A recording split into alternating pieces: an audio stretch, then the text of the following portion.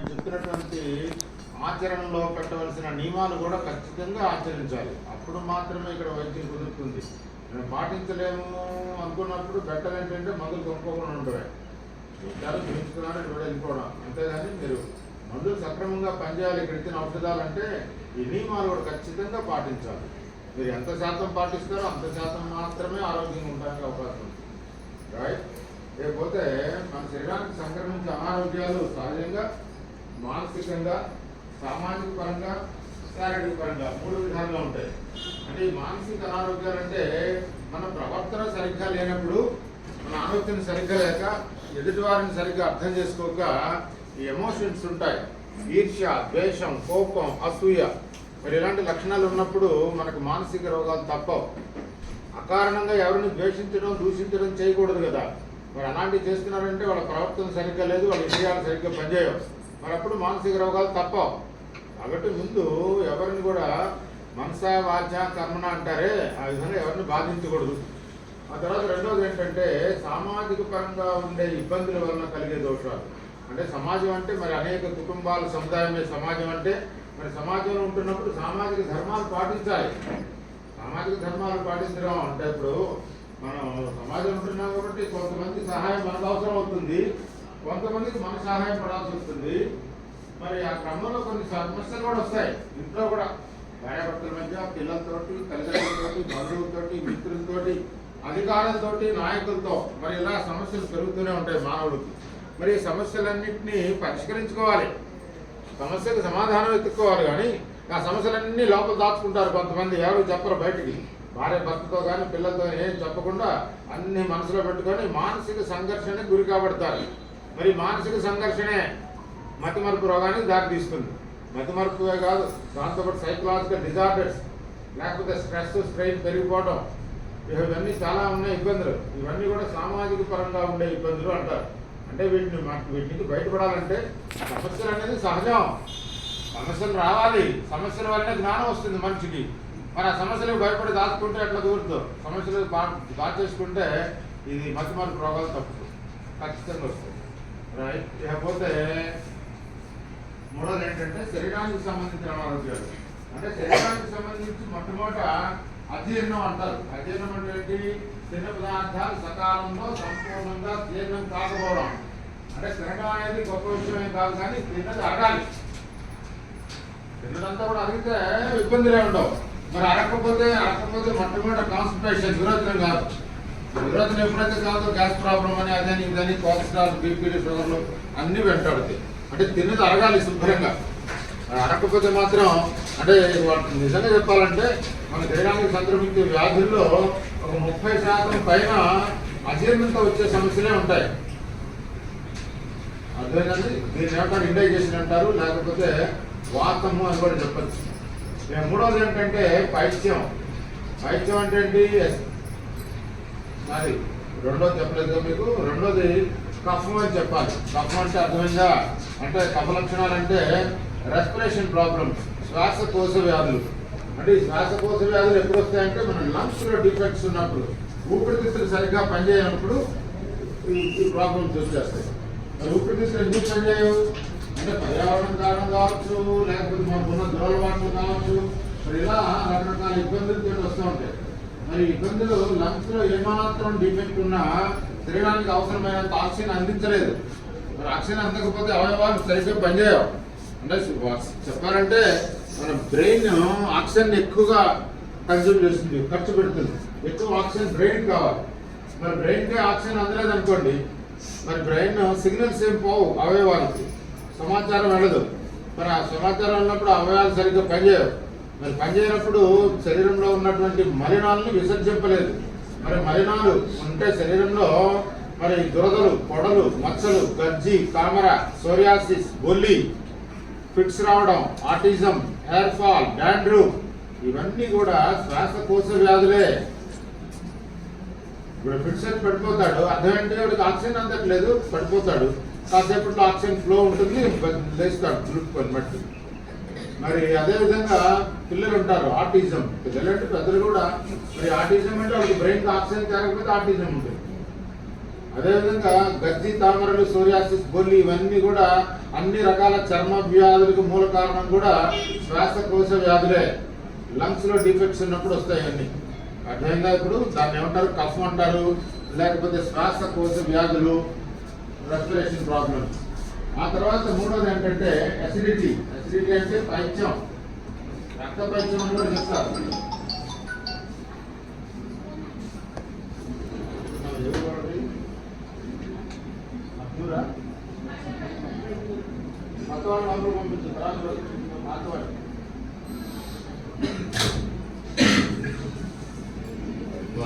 So ఈ పైత్యం అనేది వాస్తవం దీన్ని రక్త పైత్యం అని కూడా చెప్తారు. అంటే ఈ పైత్యతత్వం అనేది బై బర్త్ పుట్టుకతోటే ఉంటుంది. పుట్టుకతోటే ఆ పైత్యతత్వ శరీరాలు. మరి పుట్టుకతో ఆ పైత్యతత్వం ఉన్నప్పుడు వాళ్ళ శరీరంలో ఉన్నటువంటి పైత్య రసాలు ఏకంగా రక్తంలో కలిసిపోతూ ఉంటాయి. మరి రక్తంలో పైత్య రసాలు కలిసినప్పుడు రక్త పైత్యము అంటారు. మరి రక్త పైత్యం వాళ్ళు ఎలా ఉంటారు అంటే సహజంగా బాగా వేడి చేసే లక్షణంతో ఉంటారు. వేడి అంటే ఎప్పుడు చూసినా వేడి చేస్తుంది ఒకటి. మరి వేడి చేయడంతో పాటు కాస్త ఇట్లాంటి ఎండలోకి వెళ్ళారంటే మైగ్రేన్, తలపోటు వస్తుంది. మరి తలపోటు, ఆ తర్వాత యూరిన్ ట్రాక్ ఇన్ఫెక్షన్స్ ఉంటాయి. బాగా చురుకులు, మంటతోటి మూత్ర విసర్జన. ఇక కొంతమందికి అయితే మడం చుట్టూ పగులు రావడం, హార్మోన్ ఇంబ్యాలెన్స్ అవడం, బ్లడ్లో ఇన్ఫెక్షన్స్ రావడం జరుగుతుంది. ఇవన్నీ కూడా పైత్యతత్వ శరీర లక్షణాలే. మరి పైత్యం మాత్రం పెరగకూడదు శరీరంలో. అసలే పైత్యం, ఆ పైత్యంతో పైత్యం ఇంకా పెరుగుతుంది. ఎలా పెరుగుతుంది అంటే వాస్తవంగా పైత్యం పెంచే పదార్థాలన్నీ తీయటి పదార్థాలు పైత్యాన్ని పెంచుతాయి. తీయగా ఉండే పండ్లు కానీ, పళ్ళ రసాలు కానీ, స్వీట్స్ కానీ, కొబ్బరి నీళ్లు, వేరుశనగ గింజలు, కాఫీ, టీలు, కూల్ డ్రింక్స్, పాలు ఇవన్నీ కూడా పైత్యాన్ని పెంచేవే. అదే పైత్యతత్వం. దాని కూడా ఈ పైత్యాన్ని పెంచే పదార్థాలు తిన్నప్పుడు శరీరం అదుపులో ఉండదు. చాలా పెద్ద పెద్ద రోగాలే రావచ్చు, ఇంక్లూడింగ్ క్యాన్సర్ కూడా. అంటే క్యాన్సర్ ఎవరికి వస్తుంది అంటే సహజంగా పైత్యతత్వ శరీర లక్షణాలు కలిగినటువంటి వాళ్ళలోనే క్యాన్సర్ ఉంటుంది. మరి వాళ్ళు శరీరాన్ని ఎరుకులో ఉంచుకోవాలి. శరీరాన్ని ఎరుకులో ఉంచుకోవడం అంటే ఏ పదార్థాలు తీసుకున్నప్పుడు పైత్యం బాగా పెరుగుతూ ఉంటుందో ఆ పదార్థాలు తినడం, తాగడం మానుకోవడమే. వేరే మార్గమే లేదు. వాళ్ళ ముందే వాళ్ళకి అర్థమవుతుంది కూడా. బాగా ఇది సీజన్లో మామిడిపడి సీజన్ అనుకోండి, ఈ అసిడిటీ నేచర్ వాళ్ళు మామిడిపడి తింటే ఏమవుతుంది? అరగదు సరిగ్గా, కుర్తేపులు వస్తూ ఉంటాయి, బర్నింగ్ సెన్సేషన్ ఉంటుంది, గుండెల్లో మంట ఉంటుంది. మరి అలాంటప్పుడు ఏం చేయాలి? పళ్ళు తింటే మానేయటమే, వేరే మార్గమే లేదు దాన్ని. వాళ్ళకి అరగదు అన్నప్పుడు తింటే మానేయటమే, బలవంతంగా తినకూడదు. అదేవిధంగా బాగా ఆవపిండి కలిపిన ఆవకాయ పచ్చళ్ళు, పైత్యంలో ఆవకాయ పచ్చడి తింటే ఇంకా బాగా పెరుగుతుంది, బాగా విపరీతమైన వేడి చేస్తుంది. ఇక యూరిన్ వచ్చేటప్పుడు తాట తీసేస్తారన్నమాట, మండిపోతూ ఉంటుంది. మరి అలాంటప్పుడు కూడా వాళ్ళు మానేయకపోవడమే. అంటే సహజంగా 1 to 2% ఉంటారు ఎసిడిక్ నేచర్ వాళ్ళు. 100 మందిలో 2 ఉంటారు సుమారుగా.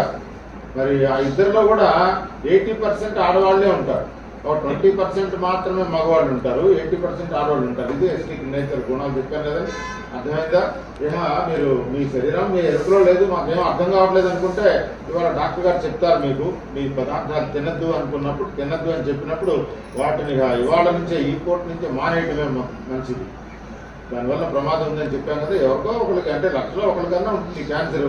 అది స్వయంగా మీకు చెప్పినప్పుడు మీరు ఎందుకు దానికి అలవాటు పడితే వదిలేసేయడమే. ఇవాళ నుంచి వదిలేసేయండి. సిట్రస్ ఫ్రూట్స్ తీసుకోండి, బాగా పుల్లగా ఉండే పదార్థాలు తీసుకోండి, ఇబ్బంది రాదు. తీపి పదార్థాలు మాత్రం తినకూడదు ఎవరు? పైత్యతత్వ శరీరం వాళ్ళు. అదేంటంటే ఇకపోతే 4వది ఏంటంటే పర్యావరణంలో ఉన్నటువంటి విషక్రిములు కూడా. విషక్రిములు అంటే మనకి డెంగ్యూ అని, చికెన్ గున్యా, మలేరియా, ఫైలేరియా, లేకపోతే వైరల్ ఫీవర్స్, కరోనా వైరస్ లాంటి వైరస్లు, ఇవన్నీ కూడా విషక్రిముల వల్ల సంక్రమించే రోగాలు. ఇప్పుడు అర్థం చేస్తారు. అసలు మన శరీరానికి పట్టే పీడనలు మొట్టమొదట మానసికంగాను, ఆ తర్వాత సామాజిక పరంగా, ఆ తర్వాత శరీరానికి సంబంధించి మొట్టమొదటిది వాతం, ఇండైజేషన్, 2 కఫం, రెస్పిరేషన్ ప్రాబ్లం, శ్వాసకోశ వ్యాధులు, 3 పైత్యం, ఎసిడిటీ, 4 విషక్రిముల వల్ల సంక్రమించే వ్యాధులు. ఇక్కడ వైద్యం ఎలా చేస్తారు? ఇక్కడ వైద్యం నాడీ వైద్యం అంటారు, మీరు వినే వచ్చుంటారు. ఇప్పుడు ఇక్కడికి నాడి చూసి వైద్యం చేస్తారు. నాడి అంటే మీ పల్స్ చూస్తారు, మీ శరీర లక్షణాలు ఆయనే చెప్తాడు. మీరు చెప్పాల్సిన అవసరం ఉండదు ఇక్కడ. సహజంగా మీరు చెప్పాల్సిన అవసరం కానీ, మీ రిపోర్ట్ల ఆధారంగా వైద్యం చేయడం కానీ జరగదు. ఇక్కడ వైద్యం ఎలా జరుగుతుంది అంటే నాడి చూస్తారు, జన్మత అసలు మీ లక్షణాలు ఏంటి, పుట్టుక ఎలా పుట్టారు, ప్రస్తుతం మీ శరీరానికి ఉన్న ఇబ్బందులు ఏంటి, భవిష్యత్తులో ఏమైనా ఇబ్బందులు రావచ్చా, ఈ సమాచారం వైద్యులు చెప్తారు. మీరు చెప్పాల్సిన అవసరం ఉండదు. ఇక్కడ ఈ రిపోర్ట్లు ఒకవేళ తీసుకొస్తే చూడరు కూడా అవసరం లేదు. రిపోర్ట్ల ఆధారంగా వైద్యం చేయడానికి ఆయన కేవలం నాడి ఆధారంగా చూస్తారు. అంటే నాడిలో ఏం చూస్తారు, మీ పల్స్ చూస్తారు, మీ సెల్ జనరేషన్ ఎట్లా ఉంది, వర్కింగ్ ఎలా ఉంది, ఎలిమినేషన్ ఎలా ఉంది, అంటే మీ శరీరంలో కణాలు ఎలా పుడుతున్నాయి, ఎలా పనిచేస్తున్నాయి, ఎలా నశిస్తున్నాయి. మరి కణాలు పుట్టుగా మళ్ళీ దాంట్లో కూడా డివిజన్ ఉంటుంది, హై, మీడియం, లో అనుకుంటారు. ఈ విధంగా శరీరాలు సుమారు 27 రకాల మనుషులు ఉంటారు. 27 నక్షత్రాలు కూడా ఉంటాయి. 27 నక్షత్రాలను అనుసరించి 27 రకాల మనుషులు ఉంటారు. మీ నాడి చూసినప్పుడు ఆ 27లో మీరేంటి అనేది ఆయన గ్రహిస్తారు. ఆ విధంగా వైద్యం చేస్తారు. పూర్వకాలంలో దీన్ని జ్యోతిషాయుర్వేదం అని కూడా చెప్పేవాళ్ళు. అంటే జ్యోతిషులు ఎవరైనా అంటే నాడి వైద్యులే జ్యోతిషులు. ఇప్పుడు అందరూ చెప్పేస్తున్నారు కానీ రేఖలు చూసి అది పూర్వం మాత్రం కేవలం నాడీ వైద్యులు మాత్రమే ఈ జ్యోతిషం కూడా చెప్పాడు. అంటే జ్యోతిషం అంటే ముఖ్యంగా వాళ్ళ ఆయుష్ ఏంటి, వాళ్ళ శరీరానికి ఎటువంటి ఇబ్బందులు వస్తూ ఉంటాయి, వాళ్ళ ఐక్యూ లెవెల్స్ ఏంటి, ఇవన్నీ కూడా ఆయన నోటెడ్ చెప్పేయగలరు. రైట్ సార్, అర్థమైందా? ఇక ఇచ్చే మందులు ఏంటి, ఇక్కడ ఔషధాలు. ఈ ఔషధాలన్నీ కూడా ఆయుర్వేదం మాత్రమే. మిగతా ఔషధాలు ఏముండవు, కేవలం ఆయుర్వేదం మాత్రమే ఉంటాయి. మరి ఆయుర్వేదం అనేది నీకు అర్థమవుతుందా? ఆయుర్వేదం సుమారు కొన్ని వేల సంవత్సరాల నుంచి ఉంది, వందలు కాదండి, వేల సంవత్సరాల నుంచి. అంటే దీనికి ప్రామాణికాలు ఏంటి అంటే ప్రామాణికాలు వేదాలే. ఈ రండి సార్ ఇక్కడ చేయిస్తుంది. దీనికి ప్రామాణికాలు వేదాములు. వేదాలను అనుసరించి వైద్యం చేస్తారు. వేద ప్రామాణికమైన వైద్యము అని చెప్తారు. వేదాల సాక్షిగా వైద్యం చేయబడుతుంది. అంటే వాస్తవంగా ఋగ్వేదానికి ఉపవేదమే ఆయుర్వేదం. ఆయుర్వేదం అనేది ఋగ్వేదానికి తీసుకోబడింది. రైట్ సార్, ఈ మందుల వల్ల ఎటువంటి సైడ్ ఎఫెక్ట్స్ ఉండవు.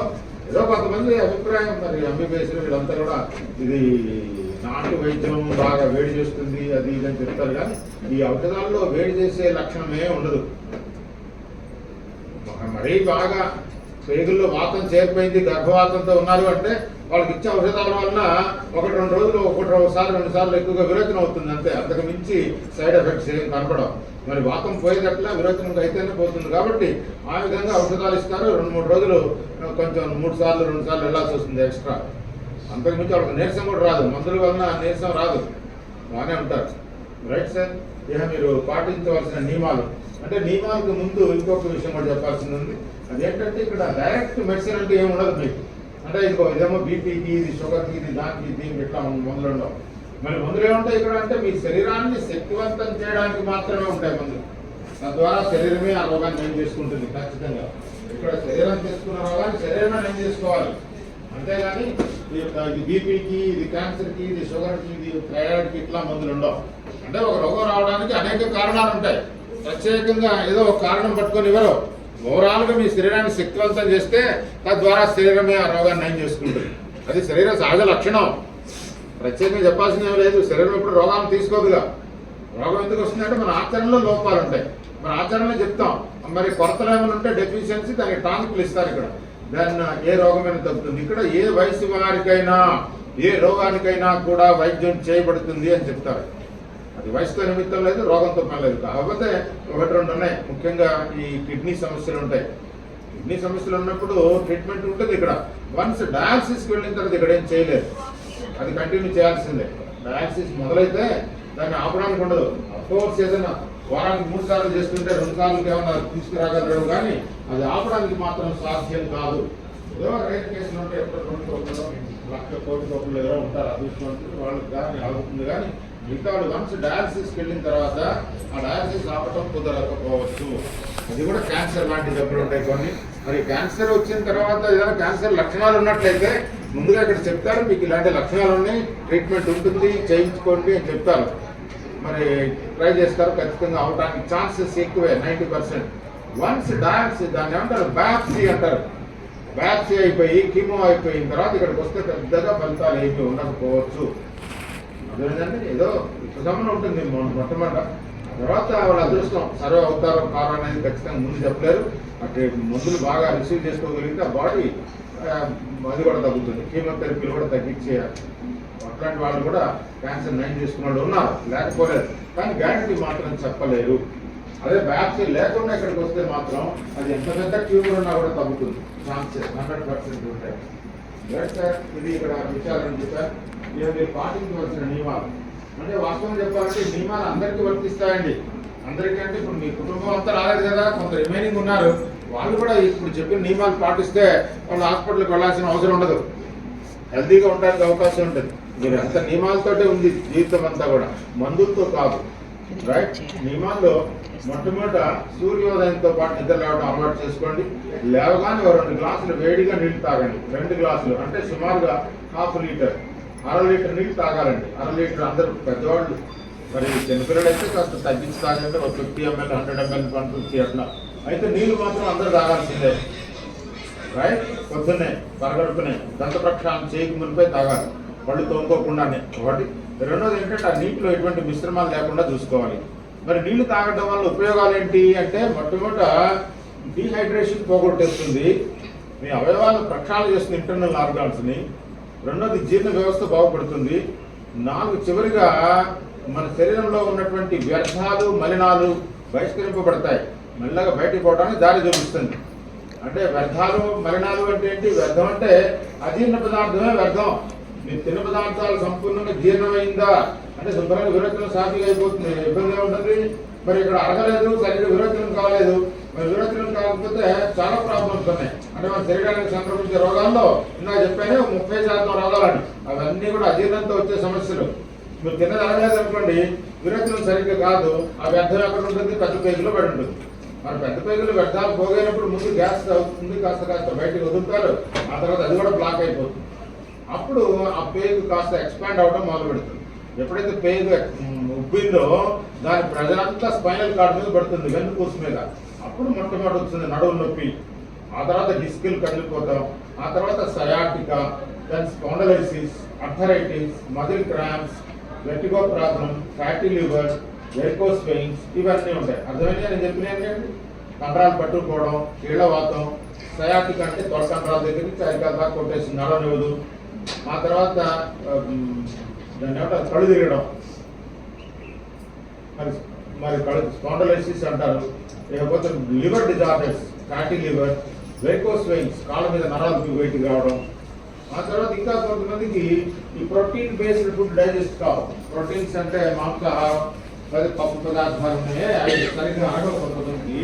మరి వాళ్ళకి ఏమవుతుంది అంటే వాళ్ళకి యూరిక్ యాసిడ్ లెవెల్ పెరుగుతూ ఉంటుంది శరీరంలో. ఎప్పుడైతే యూరిక్ యాసిడ్ లెవెల్ పెరిగిందో గాల్ బ్లాడర్లో, కిడ్నీలో క్రిస్టల్స్ కూడా ఫామ్ అవుతాయి. ఉన్న బాగా కాక అయిపోతుంది. మరి ఆ కిడ్నీలో రాళ్ళని రప్పలని ఏందో చెప్తారు, కానీ అది జస్ట్ అది లోపల ఉన్న పదార్థం చిక్కటి పదార్థంగా మారి క్రిస్టల్స్ ఫామ్ అవుతాయి. చిన్న పంచదార గుళికలాగా కరుగుతూ ఉంటాయి, మళ్ళీ పెరుగుతూ ఉంటాయి, కరుగుతూ ఉంటాయి, వస్తూ ఉంటాయి. అదంతా కూడా యూరిక్ యాసిడ్ లెవెల్ని బట్టి ఉంటుంది. గాల్ బ్లాడర్లో ఉన్నాయంటే 4 సార్లు ట్రీట్మెంట్ చేస్తాడు, 5వ సారి గాల్ బ్లాడర్ తీసి అందులో పడేయమంటాడు. తీసేసినా కూడా అది మళ్ళీ బయటలో ఫామ్ అవుతూనే ఉంటుంది, పోదు, ఆ నేచరే పోదు. వాళ్ళకి యూరిక్ యాసిడ్ లెవెల్ కంట్రోల్ అయ్యే వరకు ఇంకో చోట ఫామ్ అవుతుంటుంది, కిడ్నీ పైన కూడా ఏర్పడుతుంటాయి. మరి ఇది విషయాలండి. అంటే ఓవరాల్గా ఇప్పుడు అర్థమైంది ఏంటి ఇక్కడ మీకు అంటే, అజీర్ణమే పెద్ద రోగం, దీనిగా అడగాలి.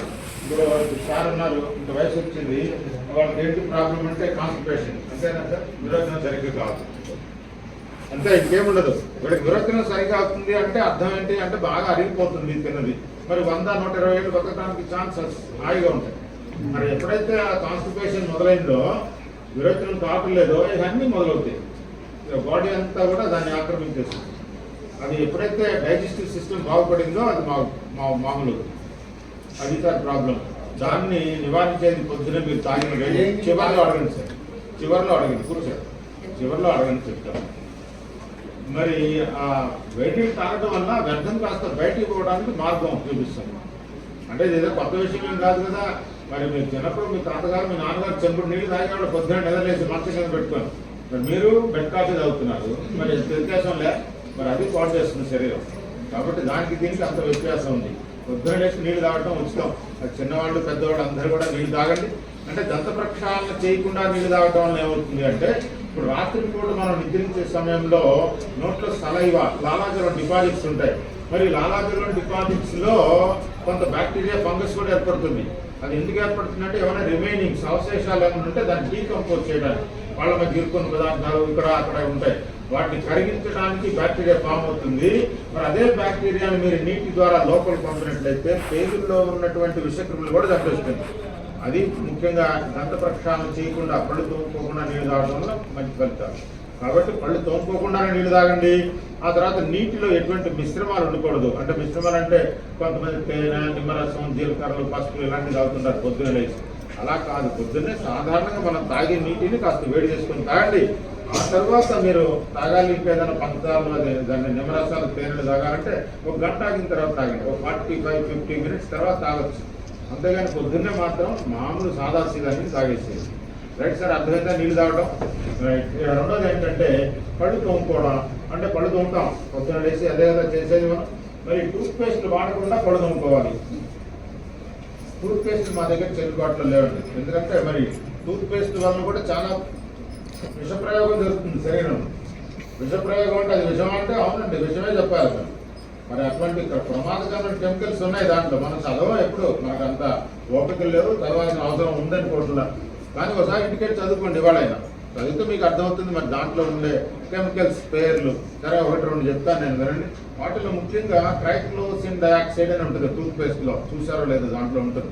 రెండోది ఏంటంటే ఫ్లూరైడ్ అని ఉంటుంది. 3 SLV అని, సల్ఫైడ్స్ అని, అన్నోన్ కెమికల్స్ చాలా ఉన్నాయి. రుచుల కోసం, రంగుల కోసం ఇట్లాంటివి వాడుతుంటారు. మరి ముఖ్యంగా ట్రైక్లోసిన్ డయాక్సైడ్ గుణం ఏంటంటే ఫోమింగ్ ఏజెంట్. అంటే నొరగ తెప్పిస్తుంది. మరి నొరగరాని టూత్ పేస్ట్లు లేవుగా మనకి. మరి నొరగరాని మనం కొనం అసలు. మరి ఆ నొరగ ఏం చేస్తుంది అంటే నొరగ నోటి సున్నితత్వాన్ని పాడు చేస్తుంది. నోటి సున్నితత్వం పాడవడం అంటే నాలుగు మీద ఉన్నటువంటి టేస్ట్ బడ్స్, రుచి మొక్కలను డ్యామేజ్ చేస్తుంది. మరి రుచి మొక్కలు సరిగ్గా పనిచేయకపోతే మీరు తినే పదార్థాన్ని గుర్తించలేదుగా. మరి శరీరానికి మనం ఏం తింటున్నాం, ఇవాళ తినే ఆహారంలో ఫ్యాట్స్ ఏమున్నాయి, ప్రోటీన్స్ ఏమున్నాయి, వైటమిన్స్ ఏమున్నాయి, కార్బోహైడ్రేట్లు ఎంత ఉన్నాయి, మొత్తం చెప్పేది ఎవరంటే నాలుగు ఒకటే. ఆ తర్వాత థైరాయిడ్ గ్లాండ్ చెప్తుంది. మరి 2 పాడైపోతున్నాయి టూత్ పేస్ట్లో ఆ ఫోమింగ్ ఏజెంట్, ఆ నొరగతోటి.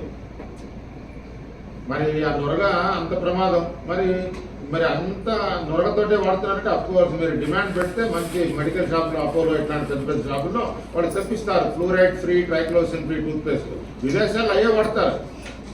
మన దేశంలో మాత్రం బాగా నొరగొచ్చిన పేస్ట్లు వాడతారు, వాళ్ళు మాత్రం నొరగ రాని పేస్ట్లు వాడతారు. ఫ్లూరైడ్ ఫ్రీ టూత్ పేస్ట్లు ఉంటాయి, కనుక్కోండి మీ ఫ్రెండ్స్ ఎవరైనా ఉంటే విదేశాల్లో. ఇక్కడ fluoride free, triclosan free tooth పేస్ట్లు ఉంటాయి. మనకు మాత్రం అవి 2 బాగా ఉండాలి. మరి దాంతో ప్రమాదం ఉంది. మరి కాబట్టి ఆ టూత్ పేస్ట్ బదులుగా న్యాచురల్గా ప్రకృతి ప్రసాదించినటువంటి వాటితో పళ్ళు తోవాలి. అంటే మీ ప్రాంతాల్లో దొరికే వేప పుల్లలో, గానుగ పుల్లలో, సరుగు పుల్లలు, నేరేడు పుల్ల, తుమ్మ పుల్ల, జామ పుల్ల, కచ్చిక పౌడరు, త్రిపుల చూర్ణం, ఆవపిండి, ఉప్పు, బొగ్గులు ఏదైనా పనికి వస్తాయి. ఇవన్నీ మనం వాడినాయే కదా, కొత్తగా ఏం చెప్పలా. మరి అన్నీ వాటిని మర్చిపోయి కేవలం టూత్ పేస్ట్ అనుకుంటే మరి టూత్ పేస్ట్లో మరి పళ్ళ ప్రాబ్లమ్స్ ఏమి రాకుండా ఉన్నాయా అంటే చెప్పండి. ఎవరికి పళ్ళ ప్రాబ్లం లేవు? అందరికీ మరి ఎనామిల్ పోవటము, రూట్ కెనాల్ చేయించుకోవటము, పళ్ళలో గుంటల్లో సిమెంట్ పెట్టించడం, ఆ తర్వాత పళ్ళు పీకించుకోవడం, పళ్ళు కట్టించుకోవడం, ఇవన్నీ మనకు ఉన్నాయి. అని ఇప్పుడు డెంటిస్టులు కూడా విపరీతంగా ఉన్నారు, ప్రతి రోడ్డుకు వాళ్ళు ఉన్నారు. మరి టూత్ పేస్ట్ వాడితే ఇవన్నీ ఉండకూడదుగా. మరి వేపల్లో అయినంత మాత్రం ఇవన్నీ రాలేదు. ఎక్కడో కొన్ని మరీ ఇది ఇబ్బంది అయితే 1-2 ఎముకలు కొరికి పాడు చేసుకుంటారేమో, కానీ సహజంగా వాళ్ళు దెబ్బతినం న్యాచురల్కి వెళ్ళినప్పుడు. మరి మనమేమో అంతా కూడా ఇక్కడ న్యాచురల్గా వాడేవాళ్ళు 1% ఉంటారేమో నాకు తెలిసి. మిగతా వాళ్ళంతా కూడా 100%, 95% అబౌవ్ టూత్ పేస్ట్లో వాడుతున్నారు. మరి టూత్ పేస్ట్లో వాడే ట్రైక్లోసిన్ గురించి చెప్పమంటారా? అది అన్ని రకాల సోప్స్లో వాడతారండి. బట్టలు ఉతికే సబ్బుల్లో, స్నానం చేసే సబ్బుల్లో వాడతారు. బాగా నొరగొచ్చి మురిగిపోగొడుతుంది. మరి మన నోట్లో అంత మురుకులు ఏమైనా ఉంటాయా? ఏముంటుంది అసలు నోట్లో అంత పెద్ద కెమికల్తో వాడాల్సిన అవసరం ఏంటి? మరి అటువంటిది వాడటానికి వీల్లేదు అని చెప్తున్నాం సార్. దయచేసి అది ఆ టూత్ పేస్ట్ వాడారు అంటే సుమారుగా మన శరీరానికి ఒక 20-30% రోగాలు వస్తాయని చెప్తారు. మీరు కావాలంటే మీరు డాక్టర్ గారిని అడగండి. ఏంటంటే టూత్ పేస్ట్తో 30% రోగాలు వెంటాడుతుంటాయంట. 30% ఉంటుందండి. ఎందుకంటే ఇప్పుడు మీ నాలుగు సరిగ్గా పనిచేయకపోతే మీరు చిన్న పదార్థాన్ని గ్రహించలేదు కదా. మనం అర్థం చేసుకోకపోతే ఎనర్జీస్ రావు. మీరు తినే ఫ్యాట్స్లో, ప్రోటీన్స్ నుంచి పొందాల్సిన ఎనర్జీ పొందలేదు. మరి పొందపోయినప్పుడు మీకు నీరసం వస్తుంది. పొద్దున లేచిన తర్వాత బలహీనంగా ఉంటారు, పనులు చేసుకోవడానికి శరీరం సహకరించట్లేదు, నీరసంగా ఉంటుంది. కారణం ఏంటి అంటే ఎనర్జీ సరిపోవట్లేదు. మీరు తిన్న పదార్థాల నుంచి సంపూర్ణ శక్తిని తీసుకోలేకపోతుంది శరీరం. మరి అలాంటప్పుడు మరి రోగాలు తప్పవు. కాబట్టి టూత్ పేస్ట్లు బదులుగా న్యాచురల్కి వెళ్ళండి. ప్రకృతి ప్రసాదించినటువంటి వాటితో పళ్ళుతామండి. రైట్.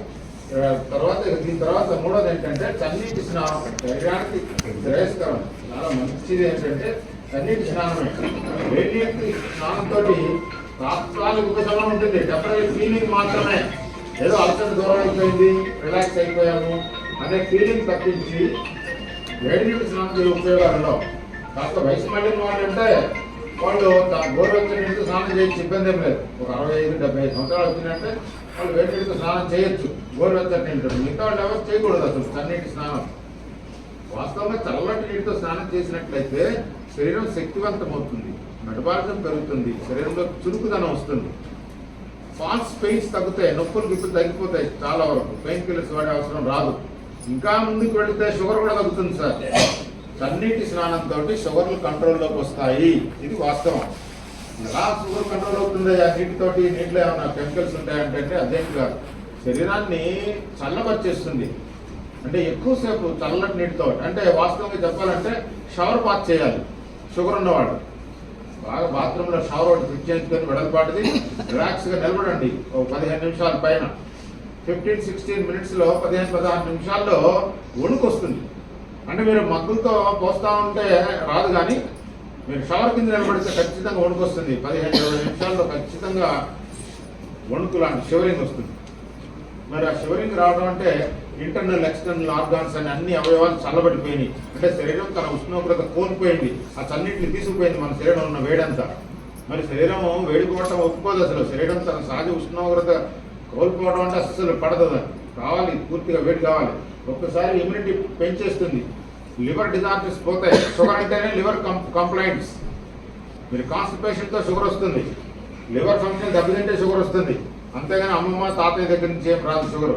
షుగర్ వచ్చేది మన లివర్ ఫంక్షన్ దెబ్బతిన్నప్పుడు, మన ఆలోచన సరిగ్గా లేనప్పుడు, మన ఆహారం సరిగ్గా జీర్ణం కానప్పుడు, విరోచనం సరిగ్గా కానప్పుడు షుగర్ పెరుగుతుంది. అంతేగాని షుగర్ అదేంటి దాన్ని హెరిడిటరీ మాత్రం కాదు, వంశపారంపర్యంగా షుగర్ ఉండదు. అఫ్కోర్స్ ఈ లక్షణాలు వాళ్ళు కూడా ఉన్నాయేమో, కానీ అలాంటిది షుగర్ అనేది వంశపారంపర్యం కానే కాదు.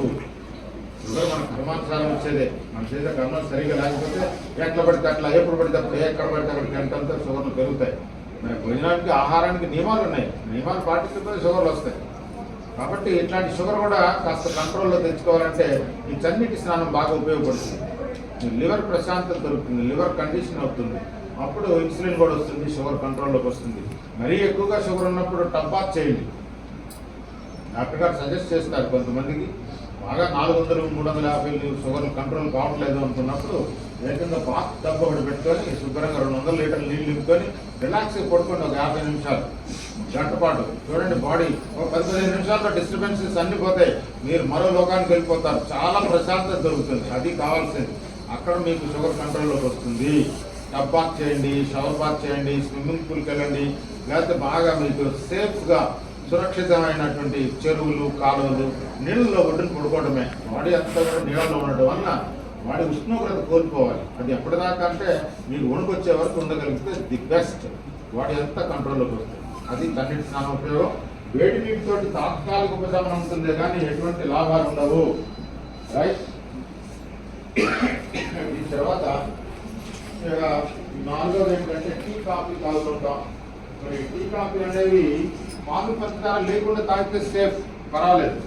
ఎప్పుడైతే మీరు పాలు పంచదార కలిపిన టీ కాఫీ తాగుతారో పైత్యం పెరుగుతుంది, అంటే ఎమోషన్స్ పెరుగుతాయి, లెక్కలేనితనం, మొండితనం, గర్వం, అహంకారం వస్తుంది కాఫీ టీల వల్ల. ఐడెంటిటీ క్రైసిస్ అంటారు. పైత్యం పెరుగుతుంది, ఎమోషన్స్ పెరుగుతాయి ఎప్పుడైతే మీరు పాలు పంచదార కలిపిన టీ కాఫీ తాగుతారో. మరి మీరే చెక్ చేసుకోండి, బాగా కాఫీ టీ తాగేవాళ్ళు తాగని వాళ్ళు ఎలా ఉంటారనేది మీకు అర్థమైపోతుంది. అంటే డాక్టర్ గారు ఏం చెప్తారంటే ఎప్పుడైనా అవసరమైతే బ్లాక్ కాఫీ తాగండి, బ్లాక్ టీ తాగండి, లెమన్ టీ తాగండి, గ్రీన్ టీ తాగండి, అంతేగాని పాలు పంచదార కలుపుకొని మాత్రం టీ కాఫీ తాగకూడదు. అది శరీరానికి మేలు చేయదు, హాని చేస్తుంది. ఏదో హుషారంటారు కానీ ఏ హుషారు కాదు, పైత్యం పెరుగుతుంది. పైత్యం పెరగకూడదు శరీరంలో, అంటే పాలు పంచదార లేకుండా. అంటే మన పూర్వీకులు చూడండి, రాత్రిపూట మాత్రమే పాలు తాగేవాళ్ళు, పగటిపూట పాలు యూజ్ చేసేవాళ్ళు. అది పగలంతా మజ్జిగ, పెరుగు, రాత్రిపూట పాలు. మనమేమో పొద్దునే మరి బెడ్ కాఫీలోనే పాలు పంచదారంతో తాగుతాం, మరి అది మాత్రం ఇబ్బందికరమే. కాబట్టి పాలు పంచదార లేకుండా మీరు టీ కాఫీ తాగవచ్చు. రైట్. ఇక దీని తర్వాత అండి ఇక ఆహారం గురించి చెప్పుకోవాలి. మరి ఆహారం సహజంగా రెండు విధాలుగా తీసుకుంటున్నాం. ఒకటి వండుకొని తింటాం, రెండు వండకుండానే. అంటే వండకుండా తినే పదార్థాలంటే సహజంగా పండ్లు, పళ్ళ రసాలు, లేకపోతే vegetable salad, vegetable juice, dry fruits, కొబ్బరి నీళ్ళు, చెరుకు రసం, మజ్జిగ, ఇవన్నీ వండ పదార్థాల కిందకి వస్తాయి.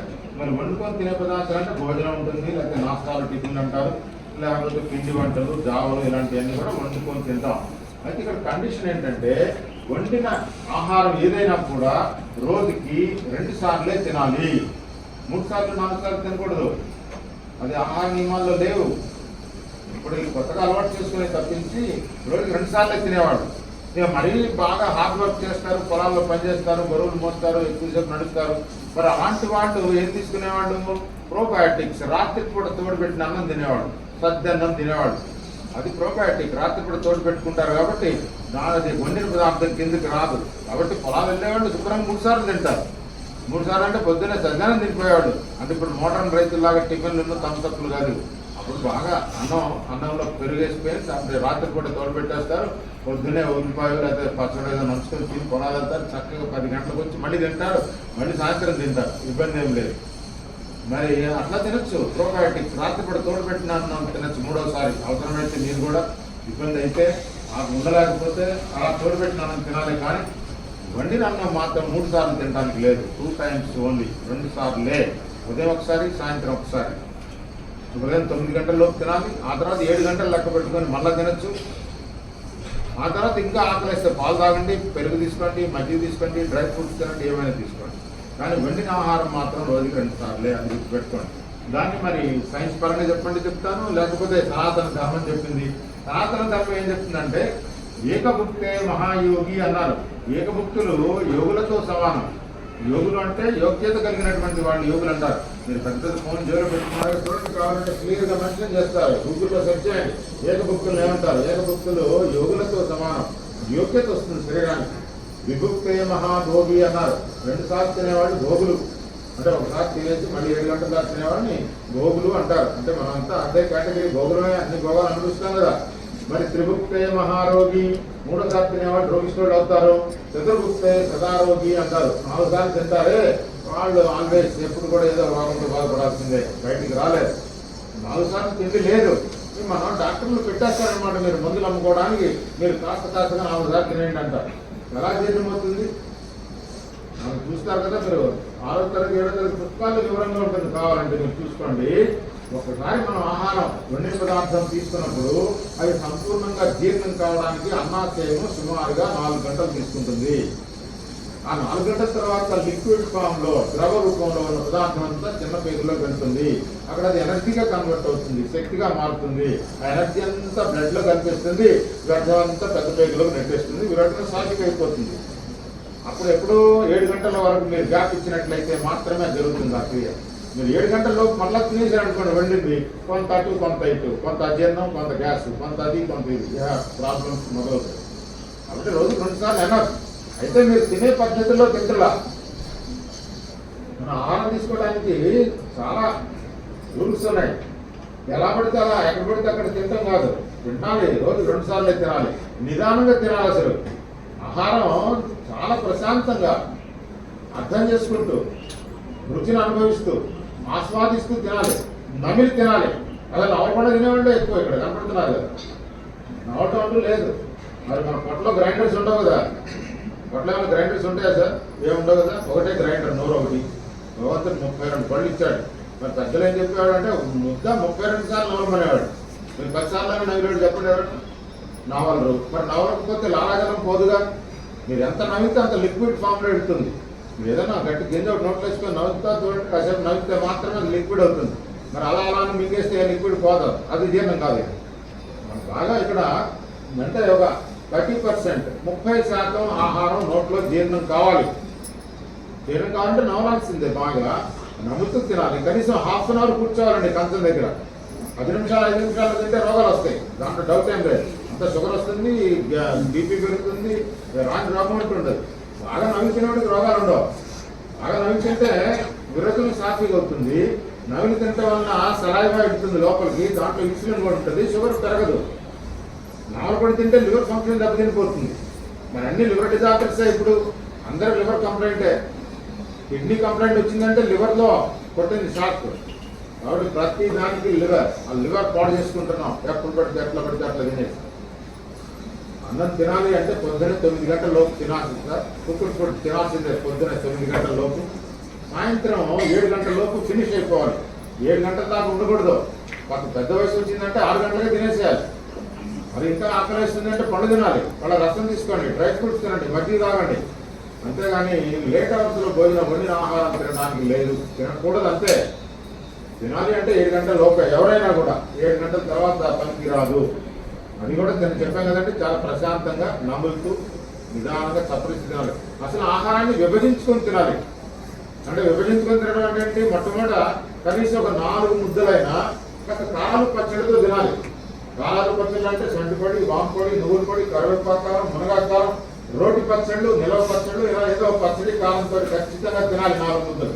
మరి తినకపోతే మీ సైనస్ ప్రాబ్లం పోదు. బాగా జలుబులు అంటారు, తుమ్ములు అంటారు, ఎలర్జీ అంటారు. మంచి ఆవకాయ పెట్టండి ఒక 6 రోజుల పాటు రెగ్యులర్గా కాస్త. మరి పోదా? జలుబులు పోవా సార్? ముక్కులు కారవా? ఎందుకుంటుంది కాన్స్టిపేషన్? ఎందుకుంటుంది? అసలు బాగా కారం తినాలి గురించి సాగు అవుతుందిగా. కాబట్టి కారాలు పచ్చడి బాగా తినాల్సిందే సార్. ప్రతిరోజు ఉండాల్సిందే, కనీసం 4 ముద్దలోనైనా. మేమైతే 1/4 ఇవాళ రొట్టె పచ్చడి చేశారు. సో అయిపోయింది. నెయ్యి వేసారు శుభ్రంగా 1/4 వంతు వచ్చి పచ్చడితో తిన్నాం. మన ఆ తర్వాత కూర. మన ఆ తర్వాత దక్షిణ భారతంలో చింతపండుతో తయారు చేసిన పదార్థం కూడా ఉండాలి ప్రతిరోజు. అంటే అది పప్పుచారు కావచ్చు, సాంబార్ కావచ్చు, రసం కావచ్చు, ముక్కల పులుసు, అంటు పులుసు, ఇవన్నీ ఏదో ఒకటి. మనం చెడగొట్టడానికి డాక్టర్ ఏదో చెప్తారు సార్, వాడెవరో చెప్తారు చింతపండు తినకూడదని. ఎలా కుదురుతుంది? మీ నాన్నగారు తిన్నారు, మీ తాతగారు తిన్నారు, మీ ముత్తాత తింది, మీ అవ్వ తింది, అందరూ తిన్నారు చింతపండు. మీరు మానేసి ఎక్కడ ఉంటుంది? శరీరం DNA ఒప్పుకోదు. చింతపండు కావాల్సిందే దక్షిణ భారతదేశంలో. ఉత్తర భారతదేశంలో అవసరం లేదు. దక్షిణ భారతదేశంలో చింతపండు ప్రతిరోజు ఉండాలి ఏదో రూపంలో. అది చింతకాయ పచ్చడి అనుకోండి, చింతపండు పులుసు అనుకోండి, మిరియాల చారే అనుకోండి, ఏదో ఒకటి ఖచ్చితంగా చింతపండు ఉండాల్సిందే.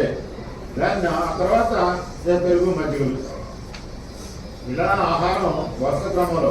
మొట్టమొదటి పచ్చళ్ళు, కారాలు, ఆ తర్వాత రెండోది కూరలు. మీరు వండుకున్న ఏదైనా కూరలు, ప్రతి కూర. ఆ తర్వాత చింతపండుతో సాంబార్ కానీ, రసం కానీ, ముక్కల పులుసు కానీ.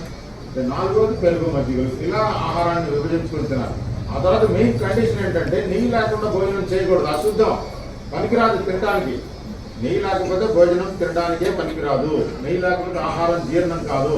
నెయ్యి లేకపోతే మీకు అన్ని రకాల జాయింట్ పెయిన్స్ వస్తాయి. నెయ్యి లేకపోతే మీ పేగులు పాడైపోతాయి. నెయ్యి లేకపోతే ఆహారం సరిగ్గా జీర్ణం కాదు, విరోచనం సరిగ్గా కాదు. కాబట్టి నెయ్యి తినాల్సిందే. ఎవరో చెప్తారు కొలెస్ట్రాల్ పెరుగుతుందని. కొలెస్ట్రాల్ పెరగడం అంటే ఎప్పుడు పెరుగుతుంది? మీ లివర్ ఫంక్షన్ దెబ్బతిన్నప్పుడు, మీ విరోచనం సరిగ్గా కానప్పుడు కొలెస్ట్రాల్ పెరుగుతుంది. అఫ్కోర్స్ మీరు వాడేటటువంటి ప్యాకెట్ నూనెలు వాడుతున్నారే, దాంట్లో కొలెస్ట్రాల్ పెరగదు. గానుగ నూనెతో కానీ, నెయ్యితో కానీ కొలెస్ట్రాల్ పెరగవు. అది ఉన్నదంటే గుడ్ కొలెస్ట్రాల్. నెయ్యితో కొలెస్ట్రాల్ పెరుగుతుంది, అది గుడ్ కొలెస్ట్రాల్, తినడానికి పై చేస్తుంది, బ్యాడ్ కొలెస్ట్రాల్ కాదు. కాబట్టి నెయ్యి బాగా తినండి. ఒకటి. రెండోది ఏంటంటే వండిన ఆహారం తింటున్నప్పుడు వండని పదార్థాలు కలపకూడదు ఎప్పుడు. అంటే పెరిగన్నంలో అరటిపొడి తింటాం, మామిడి పొడి తింటాం, లేదా ఉల్లిపాయలు, క్యారెట్లు, కీరాలు ఇట్లాంటివి తినేయటం. కొంతమంది సలాడ్స్ తింటున్నారు అన్నంతో పాటు. వండిన ఆహారంతో వండిన పదార్థాలు తినకూడదండి. అది గ్యాస్ ప్రాబ్లం వస్తుంది, ఇండైజెషన్ వస్తుంది, ఫుడ్ పాయిజనింగ్ అవుతుంది. కాబట్టి వండిన ఆహారం తింటున్నప్పుడు వండని పదార్థాల జోలికి వెళ్ళద్దు. రైట్. ఆ తర్వాత 3వది అతి ముఖ్యమైనది ఏంటంటే మన ప్రాంతంలో పండిన పంటలు, మన పూర్వీకులు తిన్న ధాన్యాలు తినాలి. అంటే మన ప్రాంతంలో ఏ పంటలు పండిస్తారు? దక్షిణ భారతంలో రాగులు, సజ్జలు, జొన్నలు, వరిగలు, మొక్కజొన్న, వరి, ఇవన్నీ ధాన్యాలు పండించారుగా. మరి తింటారు, ఎటువంటి దోషాలు లేవు. కానీ మనం తింటుంది ఏంటి? ఇప్పుడు గోధుమలు తినేస్తున్నారు అనమాట. అన్నెసెసరీగా లేనిపోయిన రోగాలు తెచ్చుకోవడం. గోధుమలు మన ఆహారం కాదు. ఉత్తర భారతదేశం పండించారు, వాళ్ళు తింటారు, వాళ్ళకి యాక్సెప్టెన్స్ ఉంటుంది. అటు 7 తరాలు ఇటు 7 తరాలు అంటారు కదా. మన 7 తరాల క్రితం గోధుమలు ఎక్కడ వాళ్ళ. గోధుమల్లో ఉండే గ్లూటెన్ ప్యాంక్రియాస్ని బ్లాక్ చేస్తుంది, ఇన్సులిన్ రానివ్వదు, షుగర్ పెరుగుతుంది. కొంతమంది అభిప్రాయం ఏంటంటే గోధుమ తింటే షుగర్ తగ్గుతుంది, అన్నం తింటే షుగర్ పెరుగుతుంది. అది వాస్తవం కాదు. గోధుమ తింటే షుగర్ పెరుగుతుంది. మన ప్రాంతంలో పంట ఏది తిన్నా కూడా మనకి హానికరమే. గోధుమల్లో ఉండే గ్లూటెన్ ప్యాంక్రియాస్ని షట్ డౌన్ చేస్తుంది, మూసుకుపోతాయి, ఇన్సులిన్ రానివ్వదు. ఇంకా రాని కొత్త కొత్త జబ్బులు కూడా చాలా ఉన్నాయి గోధుమ పిండితో. గోధుమ పిండి, గోధుమ రవ్వ, మైదా పిండి, బొంబాయి రవ్వ మన ఆహారంలో లేవు.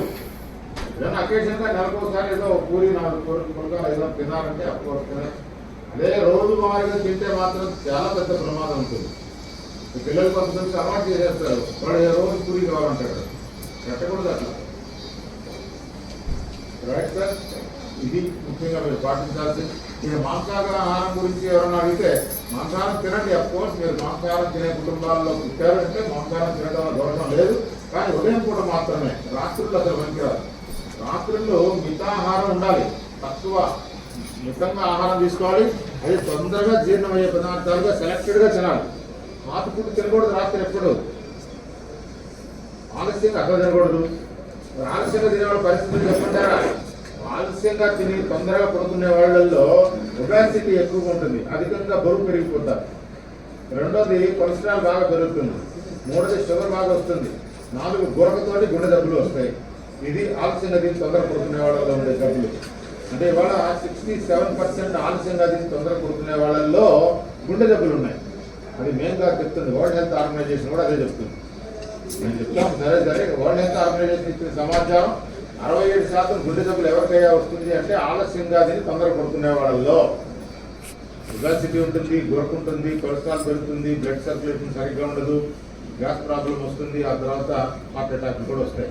కాబట్టి బెటర్ ఏంటంటే 6, 6:30, 7 లోపు భోజనం ముగించేసేయాలి. ఆ తర్వాత తినడం అనవసరమే. తినకుండా ఫ్రూట్స్ తీసుకోండి. ఆ రోజు బాగా లేట్ అయిపోయిందంటే మంచి పండ్లు తినండి, మజ్జిగ తాగండి, పాలు తాగండి, డ్రై ఫ్రూట్స్ తినండి. ఇలాంటివి ఎప్పుడైనా తినచ్చు, ఇబ్బంది ఏం లేదు. కానీ వండిన ఆహారం మాత్రం సాయంత్రం 6, 7 మధ్యలో. ఇప్పుడు మీరు వింటలేదా ఇంటర్మీడియట్ ఫాస్టింగ్ అంటున్నారు. ఇంటర్మీడియట్ ఫాస్టింగ్ అంటే 16 hours గ్యాప్ పెట్టమంటున్నాడు ఆయన. 16 గంటలు ఏం చెప్పట్లా, మేము 13 గంటలు ఎనపని చెప్తున్నాం. రాత్రి 6, 7 గంటల మధ్యలో భోంచేసి మరుసటి రోజు 8, 9 గంటల మధ్యలో భోంచేసినట్లయితే ఈ మధ్యలో ఉన్నటువంటి 13, 14 గంటల్లో శరీరానికి ఎట్టి పరిస్థితుల్లో ఏ రోగం అంటుకోదు. రోగం రావడానికి వీల్లేదు. లివర్ ఫంక్షన్ కానీ కిడ్నీ ఫంక్షన్ కానీ పర్ఫెక్ట్గా పనిచేస్తే ఎటువంటి జబ్బులు రావు. అంత అవసరం, అంత గ్యాప్ అవసరమే. కాబట్టి మీరు 12, 13 గంటలు రాత్రి పూట ఇవ్వాల్సిందే. పగటి కూడా 7 గంటలు అయినా 7 గంటలు చాలు. మీరు భోజనం చేసిన తర్వాత కరెక్ట్ ఒక 7 గంటల్లో మీరు మళ్ళా భోజనం చేయొచ్చు. అదే నేను చెప్పిన కండిషన్స్ అన్ని వర్తిస్తాయి. నిదానంగా తినడం, నమ్మిలు తినడం, సపరేసి తినడం, నెయ్యితో తినడం, విభజించుకొని తినడం, ఇవన్నీ అప్లై అవుతాయి. రైట్ సార్, ఇది మీరు పాటించవలసిన నియమాలు. మధ్యాహ్నం బాగా పండు తినండి. ఫ్రూట్స్ ఎప్పుడు తినాలి? భోజనం తర్వాత అట్లీస్ట్ ఒక 4 hours గ్యాప్లో ఫ్రూట్స్ తీసుకోండి. ఫ్రూట్స్ బాగా తీసుకోవడం వల్ల పండు తింటే మీకు విరోచన సాఫీగా అవుతుంది. పండ్లు ఎక్కువగా తినడం వల్ల పేగులు ఊడ్చేస్తుంది, మొత్తం నీరుకుంటూ వచ్చేస్తుంది, విరోచన సాఫీగా అవడం ఉంటుంది. బాగా జాంకాయలు తినండి, పప్పాయ తినండి, అరటిపళ్ళు తినండి, ఏం దొరుకుతుంది పండ్లు తినడం అవసరం. సీజనల్ ఫ్రూట్స్, ఏ సీజన్ వచ్చే పండ్లు ఆ సీజన్ ఖచ్చితంగా తినాలి. దాన్ని ఆ తర్వాత అంటే నిద్రపోయే ముందు ఒక కప్పు వేడిగా నీళ్ళు తాగి పడుకోండి ఖచ్చితంగా, మర్చిపోకుండా. బాగా వేడిగా అంటే మీరు టీ కాఫీ తాగుతారే అంత వేడిగా ఒక కప్పు నీళ్లు తాగాలి, లేక కప్పు పాలన తీసుకోండి. అంటే పెద్దవాళ్ళు అయిన తర్వాత పాలు తాగాలి, నీళ్లు తాగాలి, మరి యూరిన్ ప్రాబ్లమ్స్ వస్తే లేవలేము అనుకున్నప్పుడు రెండింటిలో ఒకటన్నా తీసుకోండి. అది వేడిగా పాలు కానీ లేకపోతే వేడిగా నీళ్లు కానీ, రెండింటిలో ఒకటి తప్పకుండా తీసుకోవాలి. లేకపోతే పాలల్లో పంచదార మాత్రం వేయకండి, కలపచ్చు. పాలల్లో బెల్లంతో మాత్రమే తీసుకోండి. ఆ తర్వాత పాలు కాసేటప్పుడు కాస్త యాలకుల పొడి, మిరియాల పొడితో కాయండి పాలు, దాంట్లో బెల్లం కలుపుకొని తీసుకోండి. బూస్టులు, బోర్న్విటా కంటే కూడా అది బాగా పనిచేస్తుంది. యాలకుల పొడి, మిరియాల పొడి అయిందండి.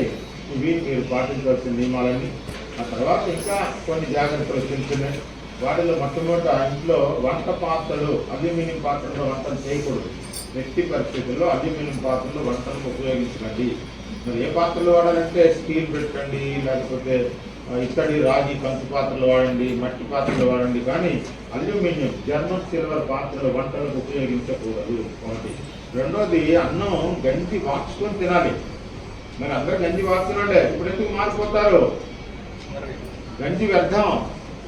గంజి అనేది వ్యర్థమే.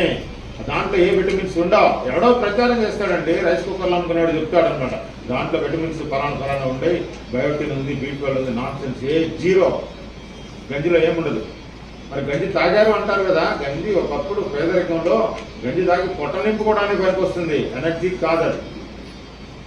కాకపోతే గంజి ఫర్మెంట్ బాగా కుండ పెట్టుకుంటాం, అంటే ఏదైనా కుండ పెట్టి పోస్తూ ఉంటారు, దాంట్లో ఒక 15 రోజుల్లో పులిసిపోతుంది. దాన్ని లక్షించాలని లేకపోతే దాన్ని ఏమంటారు కున్నీళ్ళు అని రకరకాలుగా తీసుకుంటారు. ప్రోబ్యాక్స్ కోర్స్ పనికి వస్తుంది. అందుకని అన్నం పీల్చకూడదు ఆ గంజిని. అన్నం పీల్చిన గంజి తింటే మాత్రం గమ్ ఏర్పడుతుంది. అసలు ఇంకా టెక్నికల్గా చెప్పాలంటే సాయిల్లో ఉన్న ఆర్సెనిక్ అనే కెమికల్ని వరి తీసుకెళ్లి ధాన్యంలో స్టోర్ చేస్తుంది. ఆర్సెనిక్ అంటారు చూడండి నెట్లో. ఈ ఆర్సెనిక్ అనే కెమికల్ చాలా ప్రమాదకరమైంది. ఈ ఆర్సెనిక్ అనేది ఎట్లా విడగొడతాము అంటే అన్నం గంజి వార్చినప్పుడు విడగొట్టేస్తారు. అందువల్ల గంజి ఉంచారు. మన పూర్వీకులు పిచ్చోళ్ళు కాదు గంజి ఉంచుకొని తినడానికి. ఇప్పుడిప్పుడు అంతా ఎగరబెట్టేస్తున్నారు, ఏదో విటమిన్స్ ఉంటాయి, ఏముండవు, జీరోనే. అందులో మీరు తినేది తెల్లటి బియ్యం ఏముంటుంది, దాంట్లో స్టార్చ్ ఒకటే ఉండేది, షుగర్లో పెంచుతుంది. కార్బోహైడ్రేట్స్, ఎక్సెస్ కార్బోహైడ్రేట్స్ అంతా కూడా ఫ్యాట్గా కన్వర్ట్ అయిపోయి శరీరాన్ని నాశనం చేస్తుంది. ముతక బియ్యం తినాలి, సెమీ పాలిష్డ్ రైస్ తినాలి, బ్రౌన్ రైస్ తినాలి. మరి మనం తింటుంది ఏంటో కాస్త అర్థం చేసుకుంటే మీకు తెలుస్తుంది. మరీ తెల్లటి బియ్యం తినకూడదు, కాస్త పాలిష్ తగ్గించుకొని తినండి. B12 బాగుంటుంది దాంట్లో, బయోటిన్ అంటారు, రైట్. ఆ తర్వాత మనం వాడే ఉప్పు కూడా కళ్ళుప్పు వాడుకోవాలి.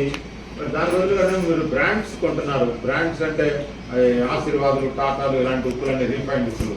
మరి ఆ ఉప్పుల్లో వాడే కెమికల్స్ గురించి మీరు పట్టించుకోవట్లేదు. చూడండి, ప్రతిదీ కూడా అథెంటికేట్. మీ నెట్ ఫోన్ ఓపెన్ చేసి చూడండి, దాంట్లో వాడే పొటాషియం సైనైడ్.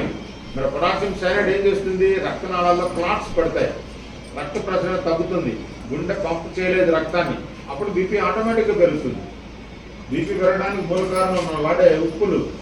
బ్రాండ్స్ కొంటున్నామే అవి కారణాలు. మీరు కళ్ళుప్పుతో అంత ప్రమాదం ఉండదు. అసలు న్యాచురల్గా మీరు దంత ప్రక్షాళన చేసుకుంటే అంత ఉప్పు వాడే అవసరం కూడా రాదు. మనం ఇప్పుడు ఏం అర్థం కాక కలిగినేసిన ఉప్పు. కాబట్టి ఉప్పు అంత వాడకం మంచిది కాదు. అందులో ఆ మెత్తటి ఉప్పు అసలు పనికిరాదు. మీరు కొనే బ్రాండ్స్ దాని బదులు కళ్ళుప్పు కొనుక్కోండి, కాస్త ఎండబెట్టండి, మిక్సర్లో వేసేయండి, అదే మెత్తగా తయారవుతుంది, అది వాడుకోవచ్చు, ఇబ్బంది ఉంది. మరి అదే కొనాలి ఆశీర్వాదం కావాలంటే దాంతో ప్రమాదం ఉంది, రైట్. లేకపోతే పసుపు అనేది కొమ్ములు కొనుక్కొని శుభ్రంగా మరపట్టించుకోవడం మంచిది. ఎందుకంటే ప్యాకెట్ పసుపులు అంత నాణ్యంగా ఏమి ఉండవు. మరి అందులో ఆడవాళ్ళు కూడా ఉన్నారు. మరి ఆడవాళ్ళు పసుపు వాడుకుంటారు, ఇక్కడ రిటర్న్గా రాసిస్తారు. వాళ్ళు ఏమి రాసిస్తారు మీరు చదవరు కాబట్టి చెప్పాల్సి వస్తుంది. ఇక్కడ ఆడవాళ్ళు ఈ పీరియడ్స్ టైంలో 3వ రోజు పరగడుపున పసుపు తీసుకునే అలవాటు ఉంది, తెలుసా మీకు ఎవరికైనా? మరి ఆ పసుపు ఎందుకు తీసుకుంటారు అంటే యూట్రస్లో ఉన్న ఇన్ఫెక్షన్స్ పోవడానికి. అంటే యూట్రస్లో ఇన్ఫెక్షన్స్ అంటే ఏమొస్తుంది, పెరాడికల్ ప్రాబ్లమ్స్ వస్తాయి. ఇర్రెగ్యులర్ పీరియడ్స్ కానీ, ఓవర్ బ్లీడింగ్ కానీ, వైట్ డిశ్చార్జ్ కానీ, PCOD ప్రాబ్లమ్స్ కానీ, ఇవన్నీ చాలా ఉన్నాయి. గైనిక్ ప్రాబ్లమ్స్, ఆడవాళ్ళకు సంక్రమించే వ్యాధులు. వీటన్నిటికీ పరిష్కారం ఏంటో తెలుసా? పీరియడ్స్ వచ్చినప్పుడు ఒక 5 grams, 1 teaspoon ఫుల్గా చిన్న గ్లాసు నీళ్ళలో కలుపుకొని తాగితే ఈ రోగాలు ఉండవు. అది లేకనే ఆ రోగాలన్నీ వచ్చాయి. ఇప్పుడైతే చాలా ప్రమాదంలో ఉంటున్నారు. చాలామంది వస్తున్నారు మా దగ్గరికి. 40-50 సంవత్సరాలు రావాల్సినటువంటి మోనోపాజ్ కూడా ఇవాళ 30 ఏళ్ళకే వస్తుంది. అంత ప్రమాదంలో ఉన్నారు. మరి ప్రాథమికంగా మొదటి నుంచి పసుపు అలవాటు ఉన్న వాళ్ళకి ఇట్లాంటి జబ్బులేం రావు. పర్ఫెక్ట్గా ఉంటారు. వాళ్ళు యూట్రస్ పర్ఫెక్ట్గా ఉంటుంది, ఇట్లాంటి జబ్బులు ఉండవు. కాబట్టి పసుపు తీసుకునేది మీకు మీ మెడికల్ ప్రిస్క్రిప్షన్లో ఉంటుంది. ఆడవాళ్ళు 1-2 సార్లు చదవండి, మీకు అర్థమవుతుంది. ఆ విధంగా వాడుకోండి పసుపు. ఆ తర్వాత చివరిగా నూనెలు ఎప్పుడు కూడా గానుగ నూనె తినాలి సార్. మీరు ప్యాకెట్లు ఎందుకు తింటున్నారు? ప్యాకెట్లో నూనె ఉంటుంది అనుకుంటున్నారా? ఎడుపుల ఆయిల్ కాదు అది. తినే నూనెలు ఎవరు 150కి ఇస్తాడండి? 150-160 నూనెలు వస్తాయా? గానుగ దగ్గరికి వెళ్ళి కనుక్కోండి ఒకసారి. ఈవెన్ సన్ఫ్లవర్ కూడా 500 అవుతుంది, తెలుసలేదు మీకు? ఖర్చు 500 రూపాయలు ఖర్చు అవుతుంది సన్ఫ్లవర్ ఆయిల్ 1 కిలో తీయటానికి గానుగులో. మరి వేరుశనగ నూనె అయితే రకరకాలుగా ఉన్నాయి. అంటే ఎద్దు గానుగులతో 500 రూపాయలు ఇస్తున్నారు, చెక్క గానుగులతో కొంత రేట్ తక్కువ, ఆ తర్వాత ఐరన్ గానుగులతో చాలా తక్కువ ఉంటుంది. అంటే సుమారు 350 తక్కువ ఏది ఉండదు. 350 మినిమం. 350 నుంచి 550 దాకా ఉంది వేరుశనగ కిలో. మరి వాడేమో కర్నూలు బ్రాండెడ్ 150 తోటి ఇస్తా ఉంటాడు. ఇంకా వాటికంటే తక్కువ ఇచ్చేవాళ్ళు ఇంకా ఉన్నారు చాలా మంది, 120 నుంచి 150 లోపు. మరి ఆ నూనెలు తింటే ఏమవుతారో మనం ఆలోచించారు. చాలా ప్రమాదం. నూనెలతో ఎక్కువ రోగాలు వస్తుంది. ఇప్పుడు నూనెలు ఈడుకు ఆయిల్ కాదు కదండి, అదేదో ఫ్లేవర్ అంటించేసి నూనెగా అమ్ముతున్నారు. దానికంటే బెటర్ ఏంటంటే మీరు గానుగ దగ్గరికి వెళ్ళండి, గానుగ నూనె తీసుకోండి. అవసరమైతే గానుగ దగ్గర ఉండి మరపట్టించుకోండి, లేకపోతే వాడి మీద నమ్మకుంటే తీసుకుని వాడుకోండి. అంతేగాని ప్యాకెట్ నూనెలు మాత్రం వాడదు. రైట్ సార్, ఇవి మీరు పాటించవలసినవి అన్నీ చెప్పాను. ఆ తర్వాత ఇంకా మీరు ఏదైనా మందులు వాడుతూ ఇక్కడికి వస్తుంటారు కొంతమంది, ఇక్కడ బీపీలకి, షుగర్లకి, వాటికి వీటికి నొప్పులకి. అవి కొద్ది రోజులు మాత్రమే, ఒక 20 రోజుల పాటు వాడండి ఈ మందులతో. అవి కూడా కలిపి చాలా రోజుల నుంచి వాడుతున్నట్లయితే ఇప్పుడే మొదలు పెడతారంటే ఆపేయటం బెటర్. ఇక్కడ ఇచ్చే మందులు సరిపోతాయి. లేకపోతే మీరు ఏదైనా మందులు వాడుతున్నారంటే ఒక 4 రోజుల పాటు ఇవి అవి కలిపి వాడుకోవాలి. 20 రోజుల్లో మీరు 50% తగ్గించుకోవచ్చు. 20 డేస్లోనే 50% మీరు వాడే మందులు తగ్గించుకోవచ్చు. మరొక 15-20 రోజుల్లో పూర్తిగా మానేసేయచ్చు కూడా. మీరు వాడే మందులు, ఇప్పుడు వాడుతున్న మందులన్నీ ఇవే సరిపోతాయి. కాకపోతే ఎవరైనా బైపాస్ సర్జరీలు లేకపోతే స్టంట్ వేయించుకున్న వాళ్ళు ఉంటారు, వాళ్ళు వాడేటటువంటి ఎకోస్ప్రిన్, యాస్ప్రిన్ టాబ్లెట్ మాత్రం కంటిన్యూ చేయాల్సిందే, అది ఆపకూడదు. అందుకంటే నేను చెప్పింది, ఎవరైనా స్టంట్లు వేయించుకున్న వాళ్ళు, బైపాస్ సర్జరీ వాళ్ళు వాడే ఎకోస్ప్రిన్, యాస్ప్రిన్ టాబ్లెట్స్ మాత్రం ఆపద్దు, కంటిన్యూ చేయండి. మిగతా వాళ్ళు అసలు వాడకూడదు, వాళ్ళు ఆ మందులను వాడకూడదు. అసలు సపోర్టివ్ మెడిసిన్సే వాడద్దని చెప్తారు మా డాక్టర్ గారు. అయితే సపోర్టివ్ మెడిసిన్స్ మీకు హాని చేస్తుంది తప్పించి లాభం ఉండదు. మీరు బ్యాలెన్స్డ్ డైట్, మంచి ఆహారం తీసుకోండి, మంచి కూరగాయలు తినండి, మంచి నెయ్యి తీసుకోండి, మంచి మజ్జిగ తీసుకోండి. మీకు విటమిన్స్ ఆటోమేటిక్గా వచ్చేస్తుంది శరీరానికి. మాట్లాడితే ఐరన్ అని, అదని, ఇదని, కాల్షియం అని. మీకు తెలుసా, కాల్షియం టాబ్లెట్లో 50% వరకు బోన్ పౌడర్ ఉంటుంది. ఎముకలు కూడా ఉండేది దాంట్లో, కాల్షియం టాబ్లెట్లో. అది ఏ ఎముకనేది చెప్పరు.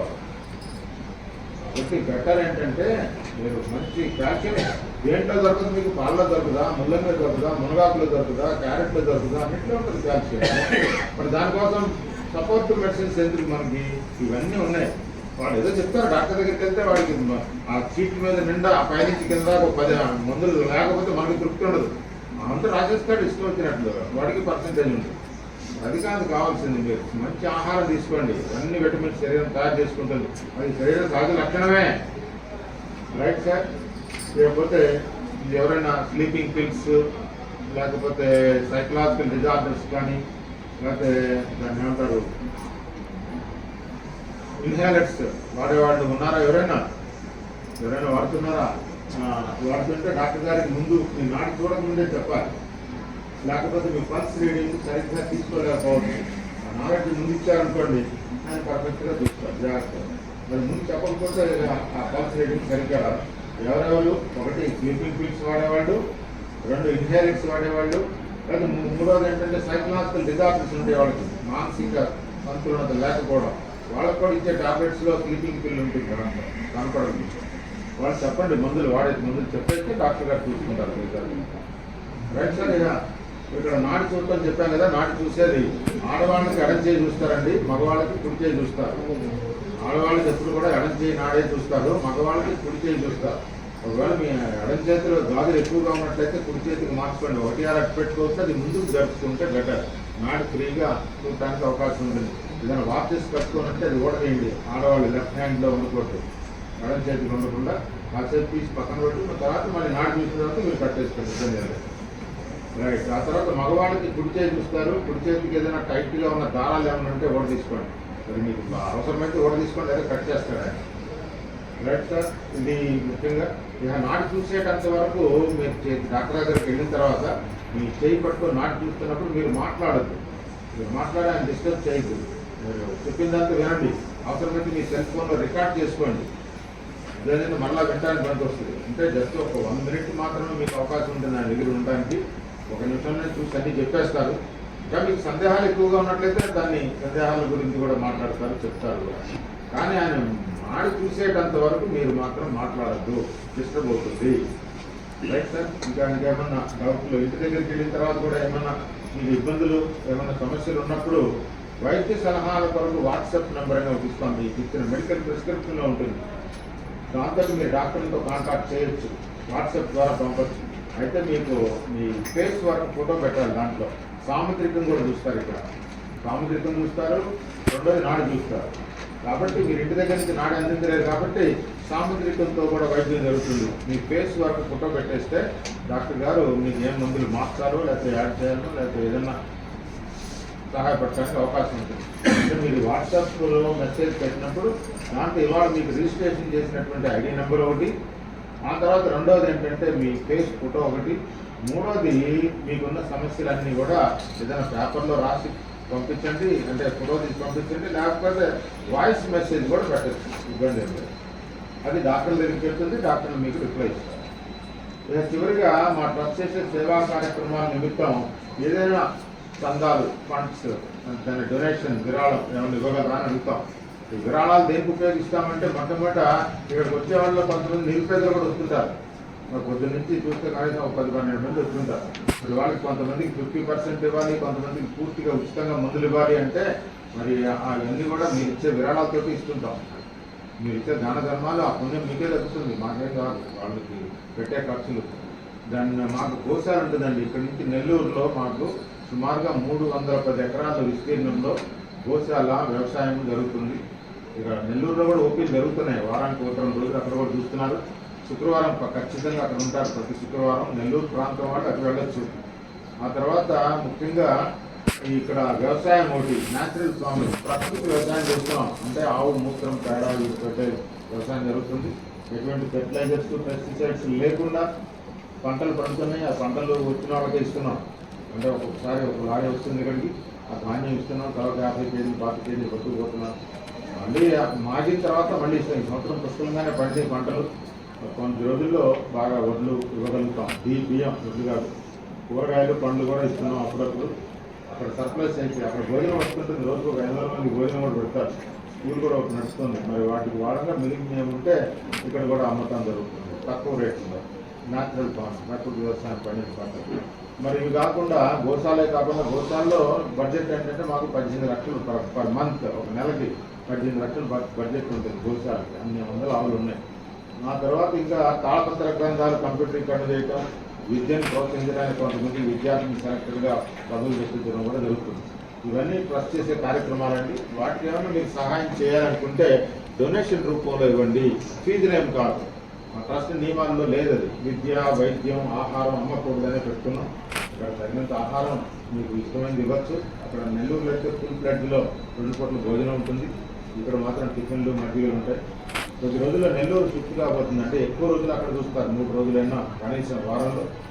మిగతా 2 రోజులు మాత్రమే ఇక్కడ ఉంటుంది చీరాల్లో. అంటే నెల్లూరులో చెప్పారు కదండి, 330 ఎకరాల్లో ఆ విస్తీర్ణంలో చాలా కార్యక్రమాలు ఉన్నాయి. అంటే ఇప్పుడు నేను మీ దగ్గర 45-50 నిమిషాలు కన్సల్ట్ చేశాను.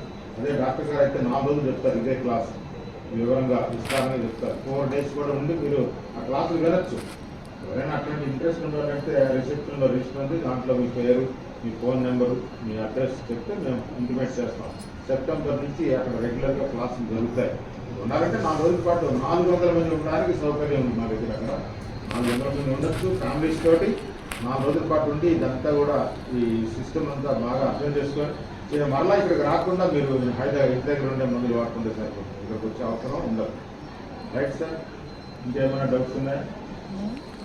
మీకు లోపల ప్రింటెడ్ మ్యాటర్ కూడా ఇస్తారు. లిటరేచర్ ఒక 8-9 పేజీలు ప్రింటెడ్ మ్యాటర్ ఉంటుంది. అది తీసుకొని చదివితే బాగా అర్థమవుతుంది. అక్కడ కుర్చీలు వేసుకొని దాంట్లో కూర్చోండి, రెడ్ చైర్స్, బ్లూ చైర్స్ ఉన్నాయి. అక్కడ కూర్చుంటే అక్కడ వ్యాన్ మిమ్మల్ని మీ సీనియారిటీగా ఎవరు ముందు వచ్చారో వాళ్ళకి తీసుకెళ్తారు. అయితే ఇక్కడ డోనార్స్ కూడా ఉంటారండి. డోనార్స్ అంటే 6,000, 10,000 ఇంత అమౌంట్లు, పెద్ద అమౌంట్లు ఇచ్చిన వాళ్ళు ఉంటారు. వాళ్ళు కాస్త ముందు పంపిస్తారు అనేదా భావించవచ్చు. వాళ్ళకి మాత్రమే వెళ్తారు, మిగతా వాళ్ళు ఎవరిని సపోర్ట్ చేయరు. ఏదైనా బాగా వృద్ధులు, సిక్ పర్సన్స్, లేదా వీల్ చైర్లో ఉండేవాళ్ళు అటువంటి వాళ్ళు ముందు పంపిస్తారు. ఏమనుకోవచ్చు. రైట్ సార్, మీరు